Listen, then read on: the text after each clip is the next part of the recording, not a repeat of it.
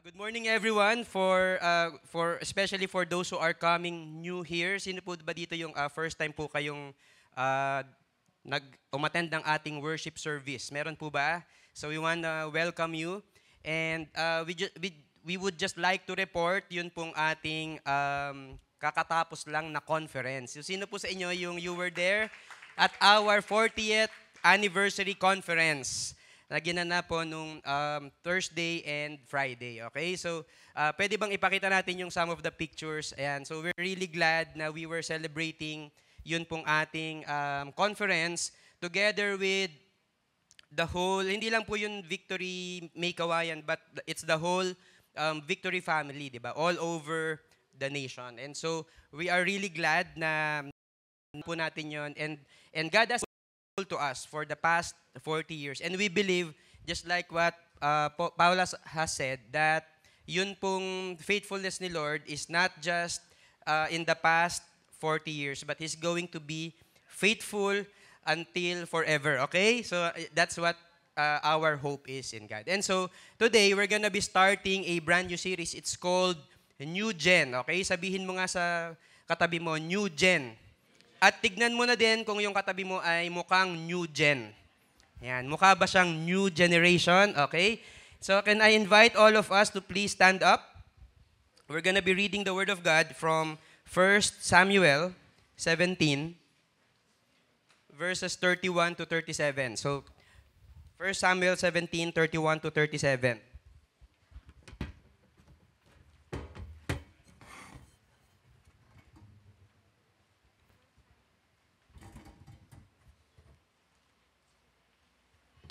So 1 Samuel 17, 31 to 37, let's all open our Bibles there. And probably, kung nakita nyo po yung title, it's about, ang nakalagay, David and Goliath. So it's a very familiar story. But we're gonna be reading from verses 31 to 37. Verse 31 says, when the words that David spoke were heard, they repeated them before Saul, and he sent for him. And David said to Saul, let no man's heart fail because of him. Your servant will go and fight with this Philistine. And Saul said to David, you are not able to go against this Philistine to fight with him, for you are but a youth. And he has been a man of war from his youth. But David said to Saul, your servant used to keep sheep for his father. And when there came a lion or a bear and took a lamb from the flock, I went after him and struck him and delivered it out of his mouth. And if he arose against me, I caught him by his beard and struck him and killed him. Your servant has struck down both lions and bears, and this uncircumcised Philistine shall be like one of them, for he has defied the armies of the living God. Verse 37, and David said, the Lord who delivered me from the paw of the lion and from the paw of the bear will deliver me from the hand of this Philistine. And Saul said to David, go, and the Lord be with you. Let's pray. Lord, we want to thank you, Lord, as we start a brand new series about the next generation. I pray, Lord, that we're gonna see your heart, capture your heart for the next generation, and we're gonna be people who will empower the next generation. And we're gonna be imparting, Lord, what we have learned from you, Lord. I pray that you will change our hearts, transform us, in Jesus' name. Amen. Pwede na po tayong maupo. So, by the way, pardon me for my Renz Verano voice, okay? So, medyo husky voice tayo ngayon because of dry cough. Ayan, so minsan kasi gusto ko pong maging gumanda yung boses ko eh. So, baka ito na yung chance, di ba? So, we're gonna be talking about a very familiar story probably for some of us or for most of us, David and Goliath, but we're not really going to focus about that. Diba? We're gonna be talking about something else. And I think this week or earlier this week, I was, alam niyo yan sa Facebook, nakita ko po yung picture ng, probably nakita nyo rin to, yung picture po ng isang very tall, young basketball player. Ayan, so ang pangalan po niya ay si Zhang Ziyu. Ayan, so siya po ay 17 years old. Okay? ang height niya is 7'3". 7'3". Okay, so konti na lang, maaabutan ko na. Okay, so konti na lang, okay? And while I was watching the video, ano po yan, this is FIBA under 18, okay, yung mga younger generations. Grabe, tinitignan ko kung paano siya maglaro. Halos isusubo na lang yung bola dun sa basket, dun sa ring. Okay? Tapos, yung mga dumidepensa sa kanya, parang ganito lang yung height. So, tinatry i-block, sobrang taas, di ba? Parang kahit tumalon, hindi abot. So, parang it's really impossible to guard this player. Ayan, so, I was watching, nung isang beses, parang 44 points, parang ganon. 20 of 22 field goals. Parang halos hindi nagmimintes. And imagine kung ikaw yung basketball player who was given the task to guard this player. Parang, would you accept the task? Would you accept the task? Sige, kaya ko yan, di ba? 5'5", yan. Sige, kaya ko yan. Di ba? Parang, ang hirap, di ba? Ang hirap mag-say ng yes if sa unang tingin pa lang, parang it's already impossible. Okay? And, of course, yun pong story ni David and the Goliath it's more than just basketball. Okay? It's more than just basketball. Kasi pag sa basketball natalo ka, okay lang, di ba? Talo ka, hindi kayo magcha-champion, pero walang mamamatay. Pero in the case of David and Goliath, kapag ka natalo ka, sorry, mamamatay ka, okay? So, and that's why, ang description po sa Bible, when Saul, kasi what Goliath will do is he's gonna taunt the Israelites. Sasabihin niya dun sa mga Israelites, pointless tong laban natin. Ang gawin na lang natin, pumili kayo ng champion or a representative, yung pinakamagaling sa inyo, piliin nyo. And ako yung pinakamagaling, I'm gonna fight you. So parang champion versus champion. Parang ganun po yung challenge ni Goliath. And so when Saul and all Israel heard these words of the Philistine, they were dismayed and greatly afraid. How many of you, kapag kayo po yung nakarinig nun, you're also gonna be dismayed and greatly afraid? I was looking at this word, yung dismayed. Hindi lang po yung nadismaya, hindi lang siya yon. Okay, di ba? Pagka nadismaya ka, parang, ay, sayang, ang laki niya, hindi ko kaya. Hindi siya nadismaya lang. Ang translation po niya is, nasira na-break yung moral. Greatly terrified. Ganun po yung what the original word says. So, tama naman dahil napakalaki ni Goliath, 'di ba? So, also ito naman yung response ng other soldiers, ng other army. All the men of Israel, when they saw the man, fled from him and were much afraid. Okay, so lahat sila natatakot. And the men of Israel said, "Have you seen this man who has come up? Surely he has come up to defy Israel. And the king will enrich the man," ito po yung reward, "for the person who's gonna be able to defeat Goliath. The king," si King Saul, "will enrich the man who kills him with great riches." Sino po sa inyo dito, you want great riches? Ayan, ito po yun. Ito po yung way to get great riches. Talunin daw si Goliath, "and will give him his daughter and make his father's house free." Ibig sabihin, walang tax. Okay, di ba? Ayos ba yun? Ayos ba yung reward? "And make his father's house free in Israel." And si Goliath, the Bible says, si Goliath was doing that for 40 days. So every day, for 40 days, he would stand up and he would do that. Ang sasabihin niya, ano yung labanan nyo ako. Okay, labanan nyo ako. And kahit na maganda yung reward, ano po yung nangyari? No one would accept the challenge. And so what do we have? We have a very difficult enemy in Goliath. Tama po ba? He is tall. The Bible also says that he is already a warrior from his youth. Yung description ng armor niya, pag sinum up mo po yun, it weighs probably 200 pounds of armor. Tapos, the stakes are also high. Kasi whoever is the loser becomes slave to the winner. So imagine pag natalo ka, ikaw yung sisisihin ng buong Israel. Si Lloyd kasi natalo eh. Yan tuloy, slaves tayong lahat. Siyempre, hindi mo na malalaman yun kasi namatay ka na eh, di ba? Pero ikaw pa rin yung sisisihin.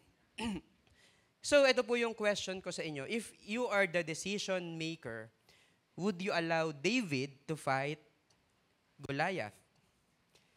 Are you willing to trust the next generation to face the giant? Meron po ba dito, you're willing to trust the next generation, the young people, to face the giant? In fact, gusto ko ngang palitan tong question na to because darating po yung point that tayo, yun pong older generation or the current generation will already retire.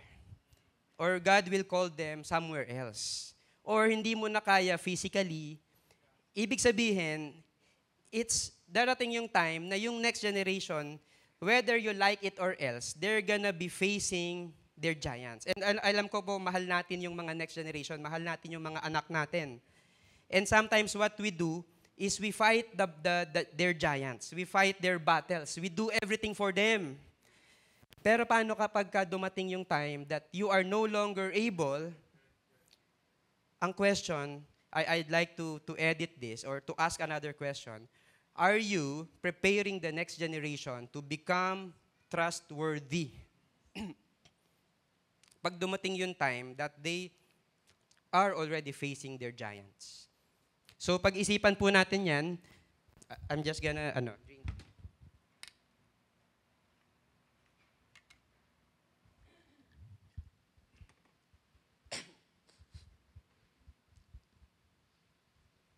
I like how Andy Stanley, one pastor in America, how he put it this way. He put it this way. Your greatest contribution to the kingdom of God may not be something you do, but maybe it's someone you raise. Maybe not all of us will really do great things. Hindi po lahat tayo, we're gonna be like a king, kagaya ni King Saul or ni King David. Pero si Jesse, yung father ni David, hindi naman siya king. He's just a normal, ordinary citizen. But maybe ang contribution niya, the greatest contribution that he has, is maybe to raise the next generation. the next king. And so, ngayon pong umaga, ang gusto ko pong pag-usapan natin, are we preparing? How do we prepare the next generation so that they will be trustworthy as they face the giant? Okay po ba? Nagigets po ba natin? That's what we want to talk about today. And so, the first thing that I would like to share with us is we want to recognize God's call to the next generation. We want to recognize the call of God to the next generation. Okay, so meron po akong mga ipapakitang pictures and kapag ka po nakaka-relate kayo dun sa generation ng picture na yon, please raise your hand. Okay po ba? So please raise your hand kung nakaka-relate ka sa original Voltes 5. Yan, ito yung naabutan mo. Ayos, di ba? Naabutan natin yan, di ba? Yung original Voltes 5, di ba? Yung iba sa inyo, nagpi-play na sa utak nyo yung Borutes 5. Yan, so. Or, ang naabutan nyo, eto na. Yan, yung sa GMA. Yan, sino nga ba to? Yan, basta yung mga artista na yan. So, meron po ba dito, yan yung naabutan ninyo? Ayan, di ba? So, last year lang yata to. Last year or 2 years ago? Last year. Okay? How about this one? Ato yung naabutan yung fashion.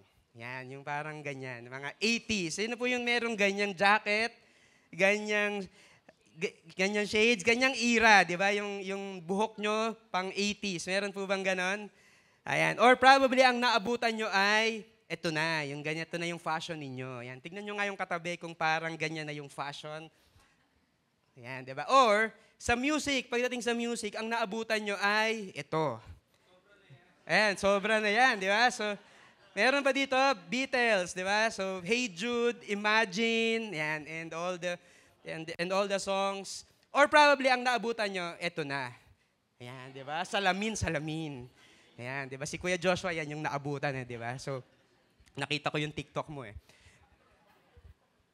And when we when we see the differences between generations, di ba, ano po yung what happens is we are quick to recognize yun pong differences in our generation.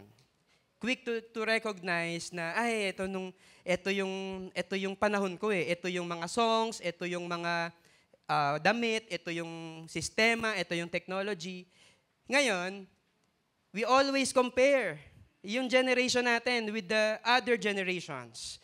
And what happens? Ano po yung nagiging baseline natin? Ano yung mas maganda? Siyempre, ang mas maganda ay yung inabutan mo, yung pang-generation mo. Tama po ba? That's almost always our standard. Ano yung inabutan mo? That's better. And you know, sometimes, that's what we also do to the next generation. Parang sinasabi natin, ay, yung generation namin, mas okay, mas trustworthy kaysa dun sa generation ninyo. Let's take a look at the life or at the hindi pala buong life but yung what si Samuel did, okay? So si Prophet Samuel was commanded by God to anoint the next king. And so he went to the house of Jesse. Sabi ni Lord, nandun yung next na king. Pero ito yung ginawa ni Samuel, the prophet Samuel. When they came, he looked on Eliab. Eliab is the oldest brother of King David, and thought, surely, ito na, totoo na to. Sigurado yan, surely the Lord's anointed is before him. Sure yan, ito talaga yon, siya talaga yon. Kasi tignan mo pa lang yung itsura, di ba? Mukhang hari na. Pag tinignan mo pa lang, mukhang hari na. Pero kinorek siya ni Lord, sabi ni Lord kay Samuel, do not look on his appearance or on the height of his stature, because I have rejected him. For the Lord sees not as man sees. Man looks on the outward appearance, but God looks on the heart. And so, ganun din po tayo.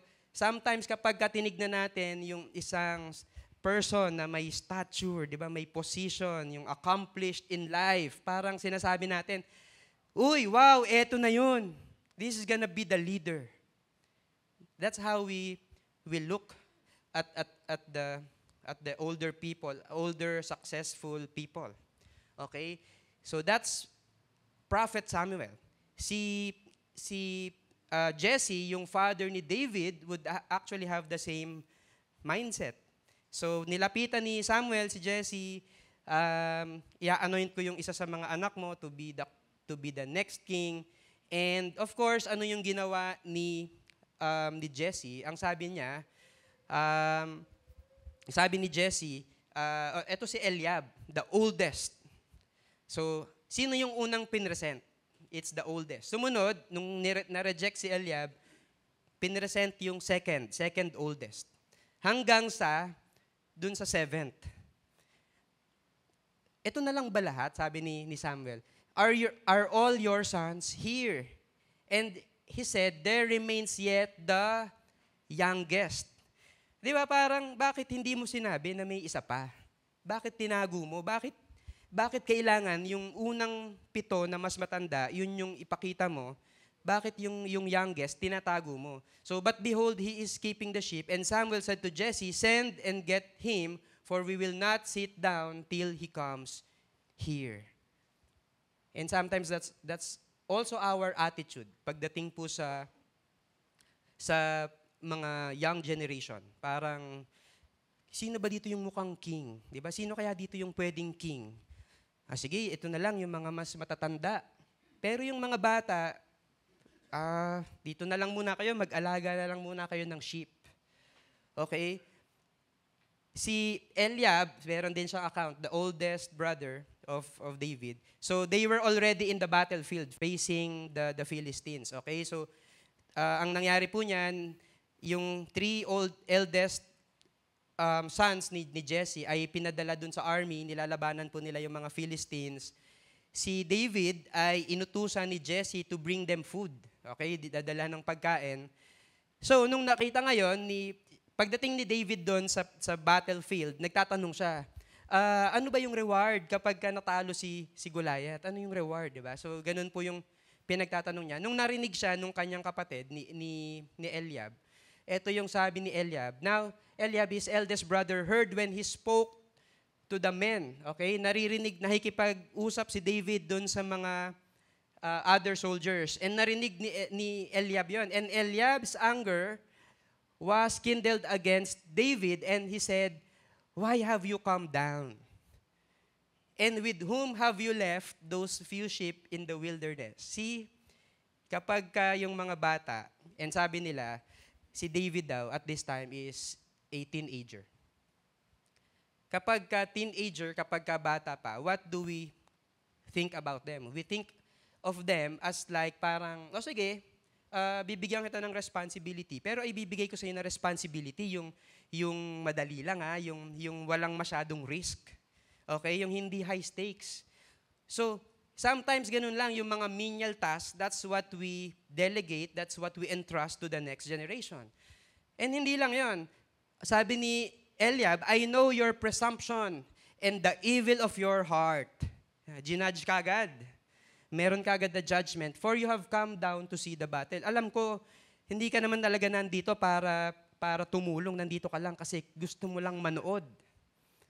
Hindi kasi tayo nakabayad ng Netflix. So, dito ka na lang pupunta, di ba? Manonood ka na lang nung laban natin with Goliath. And so, ganun po tayo, we always judge them. Alam mo, ikaw, curious ka lang, pero wala ka naman talagang maitutulong. Di ba, in our minds, it can be like that. Pero, ito po yung ginawa ni King Saul. Ang sabi ni King Saul, when the words that David spoke were heard, ibig sabihin, nung nakikipag-usap si David sa mga soldiers, si Eliab nagalit, pero si Saul, ano yung ginawa niya? They repeated them before Saul.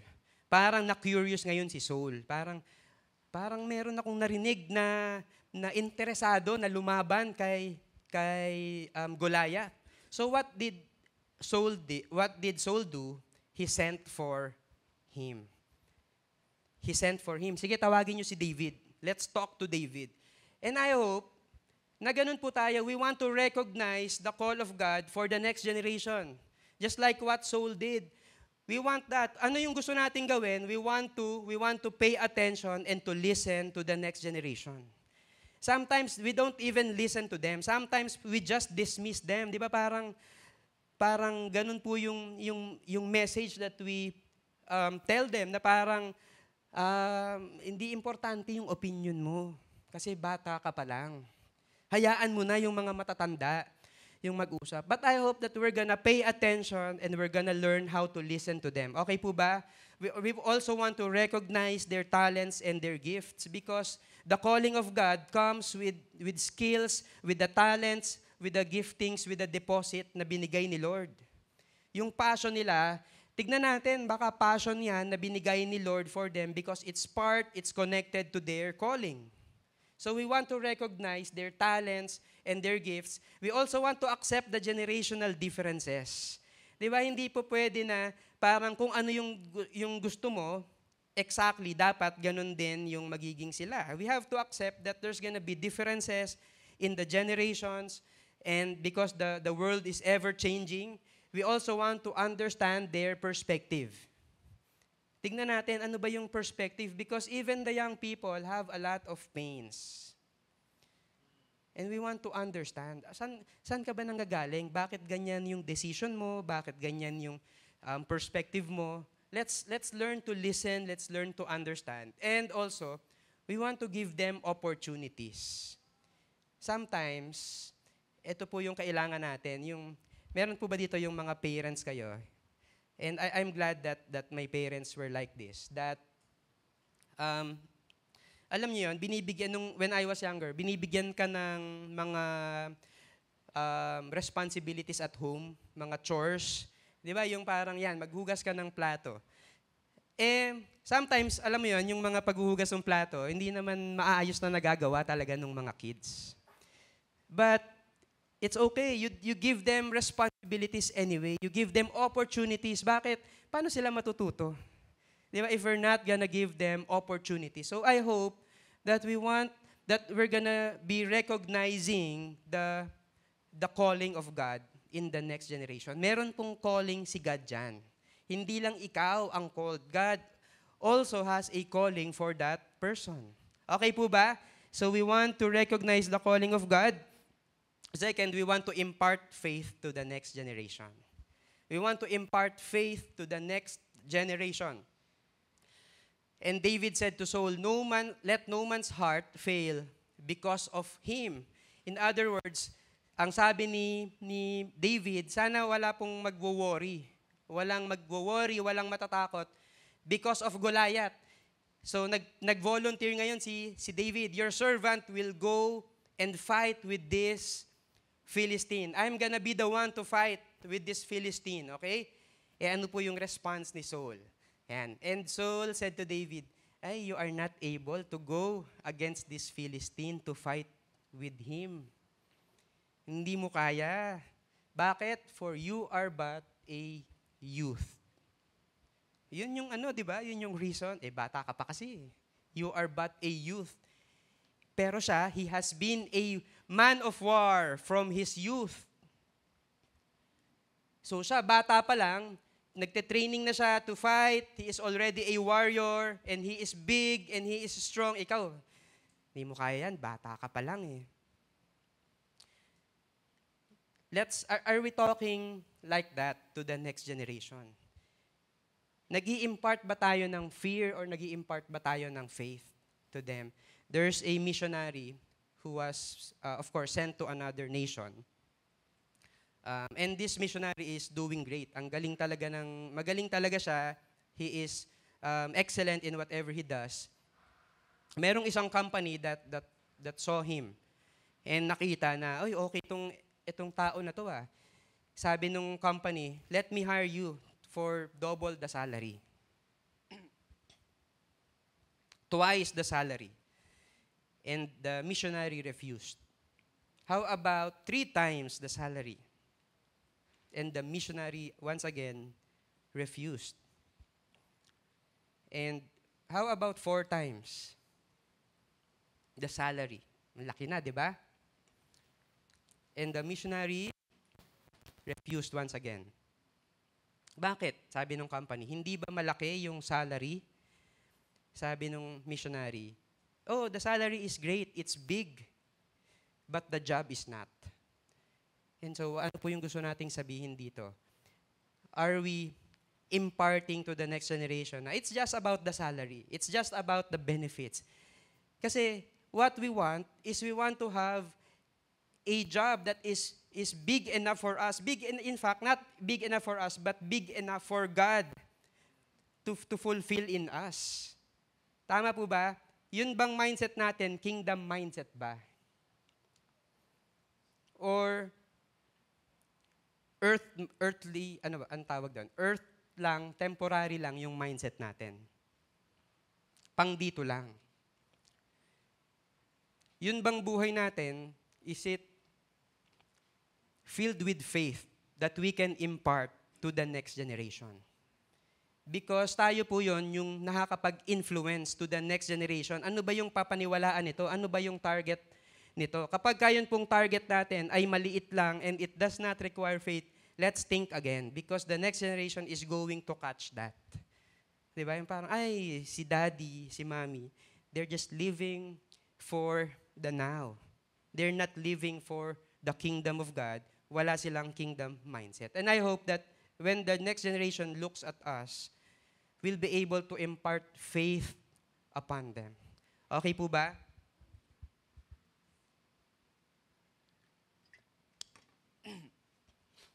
So, what David did, sinabi niya ngayon yung kanyang resume. Binigay niya yung resume niya kay Saul because Saul was doubting him. Sabi ni David to Saul, your servant used to keep sheep for his father. O, di ba? Yung lalabanan ay isang Goliath, isang malaki. Pero ang resume ni David is, your servant used to keep sheep for his father. And when there came a lion or a bear and took a lamb from the flock, I went after him and struck him and delivered it out of his mouth. And if he arose against me, I caught him by his beard and struck him and killed him. Your servant has struck down both lions and bears, and this uncircumcised Philistine shall be like one of them, for he has defied the armies of the living God. And David said, the Lord who delivered me from the paw of the lion and from the paw of the bear will deliver me from the hand of this Philistine. You know, pag tinignan niyo po yung resume ni David, probably hindi tayo maniniwala kasi si Goliath yung lalabanan niya. Tapos his resume says that he is taking care of the sheep. He has fought lions and bears. Kumbaga, yung job description, parang hindi yata nagmamatch dun sa experience. Nag-gets niyo po ba yan? Meron po bang HR dito? Or nag-hire kayo? Di ba yung parang, eto yung job description, parang hindi yata nagmamatch dun sa experience, pero pwede na. Parang ganun yung what I had in mind. Pero this is what I like about David. Of course, iba yung experience niya. Of course, he is young.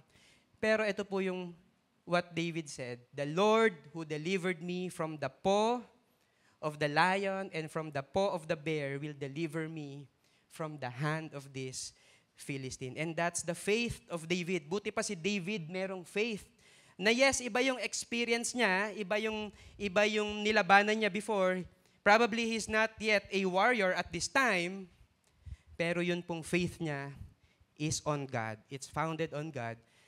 Because he declares that the Lord who delivered me from the paw of these animals will also deliver me from Goliath.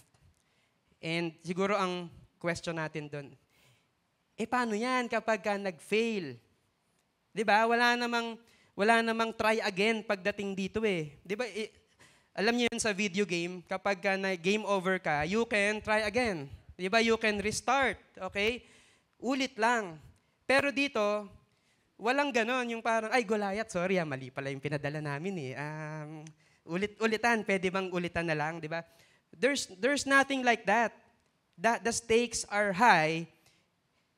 And so, probably si Saul, he was afraid. Parang, paano na kapag ka nag-fail? And ganun po tayo, kaya po tayo minsan nahihirapan na mag-empower ng next generation. Kasi iniisip natin, paano kapag ka nag-fail? And let me tell you that if we want to have an empowering culture, what do we want to do? We want to increase our tolerance for mistakes.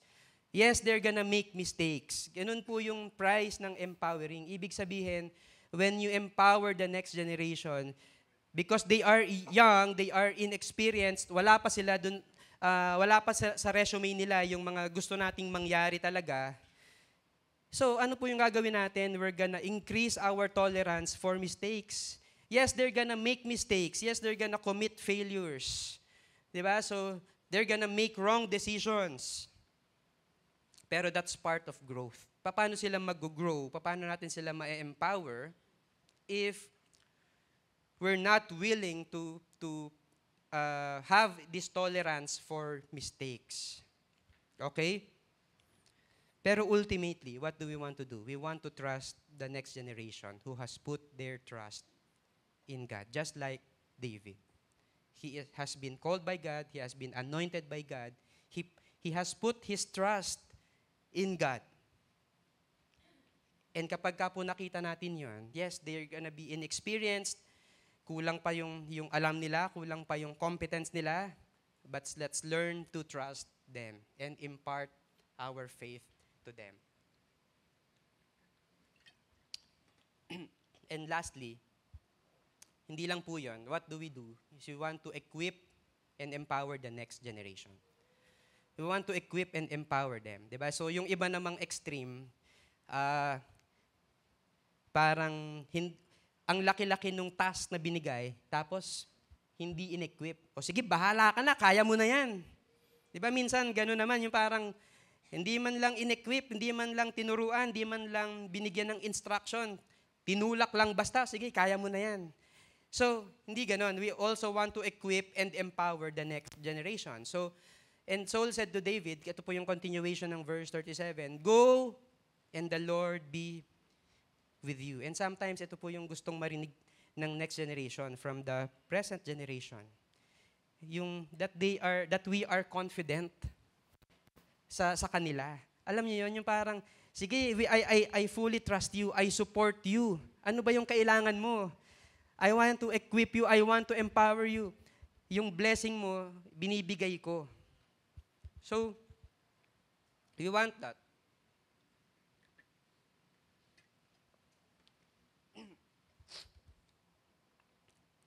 And si King Saul would also equip David. Ito, literally in-equip. Kasi Saul clothed David with his armor. Binigay yung armor. He put a helmet of bronze on his head and clothed him with a coat of mail. And David strapped his sword over his armor. So binigyan, ito yung armor, ito yung coat of mail, ito yung sword. Ang question, are we doing that? Are we equipping the next generation? Tinuturuan ba natin sila kung ano yung alam natin, yung mga life skills, yung wisdom that you have learned from your experience? I hope na we're doing that. I hope na we correct them. Kapag mali yung diskarte nila, we equip them. Okay? Pero alam niyo po kung ano yung nangyari dito? And he tried in vain to go. Si David, sinubukang isuot yung armor, yung helmet, but he tried in vain to go. Ibig sabihin, parang hindi kasya sa kanya, hindi niya kayang isuot, hindi siya komportable in using that, for he had not tested them. Then David said to Saul, and I like how David responded here. Kasi hindi niya kinancel si King Saul kagad. Ano ba naman yung yung mga suot mo, ipapagamit mo sa akin yan, di ba? Hindi mo pa hinugasan yung helmet mo. Ang baho na. Hindi, iba yun. Iba yung, ibig sabihin, yung parang hindi niya kinancel kagad na ano ba yan, yung style mo parang makaluma or hindi effective. Ang sabi ni David kay Saul, and this is very respectful, "I cannot go with this, for I have not tested them." So David put them off. Then he took his staff in his hand and chose 5 smooth stones from the brook and put them in his shepherd's pouch. His sling was in his hand, and he approached the Philistine. So let's also be humble na yung wisdom na ituturo natin dun sa next generation may no longer be applicable to their situation. That happened to me. I was the very first ministry that I had was the ushering ministry. So hello po mga ushers. And the very first ministry that I had was with the ushers. And I had the privilege of being the ministry coordinator for 2 years yata or 3 years back when I was in college. So ito po yung picture. Ayan. So I learned from the generation na nauna sa akin. Ito yung mga ginagawa, ito yung this is how you do it, this is how you do that. Pero alam niyo po, ang na-realize ko, even if ushering ministry has been my very first ministry, hindi po ako pwedeng lumapit dito sa mga ushers and pakikialaman ko na dapat ang gawin nyo yung ginagawa namin dati. Bakit? Iba yung context dito eh. Iba yung context dati. Di ba? Hindi po pwedeng plug and play. Yung parang, ito yung ginawa namin dati, this is exactly how you're gonna do it here. We have to trust the Lord that itong mga bata, they also hear from the Lord. And because you have given them the trust and that wisdom, yung wisdom na natututunan nila from us, they'll be able to come up, di ba, and alam niyo yun, parang modify it with what fits them, with the method that fits them. Because that's what David did. Hindi niya kaya yung gamitin yung armor and yung sword ni Saul, pero ang ginawa niya, kinuha niya yung staff, that's what he knows how to use. Kumuha siya ng 5 smooth stones. Yun yung alam niya yun yung ginagamit niya kapag nilalabanan niya yung mga lions and yung mga bears. And also yung kanyang sling. And so, ganun po yun. We empower them and we trust them, pero hindi po natin sila ima-micromanage. Hindi po sila robot. Okay? Na parang, ito nakaprogram ka lang. But we're gonna impart our faith to them, we're gonna equip them, we're gonna trust them, because we're gonna trust the next generation who has put their trust in the Lord. Okay po ba? So, I'd like to call our music team, worship team, as we end. And, I was talking about, probably, mas kinausap ko yata yung older generation, yung present generation. Na-realize ko po, a lot of us here, probably majority of us here, we are, we are both in the older, present generation, and probably tayo din yung nasa next generation. Di ba? Merong people who are older than us that we, alam niyo na nauna sa atin, okay? Meron ding mga younger generation sa atin that we can do all of these things that I have mentioned. And so today, or right now, what I want is to talk naman to the next generation. Okay? And ito po yung pastoral advice to the next generation. Number 1 is this: pursue the purpose of God in your life. There are a lot of things that you can pursue in life. Alam ko marami kang mga dreams, marami kang mga pangarap sa buhay, but you will never go wrong when you pursue the purpose of God in your life. Okay po ba? Next generation, can we do that? Can we pursue the purpose of God in our life? Be humble and be patient. Just like si David, he was humble and patient. Ang binigay na responsibility sa kanya, mag-alaga ng sheep. And he did that well. He was patient. Hindi siya nagmamadali. Di ba ako yung anointed na king? O Saul, umalis-alis ka na nga dyan. Ako na nga yung anointed na king. David was already anointed king when he approached Saul. But he did not say that, I'm gonna be the next king. So, Saul, umalis ka dyan. Walang ganon. He was humble. He was patient.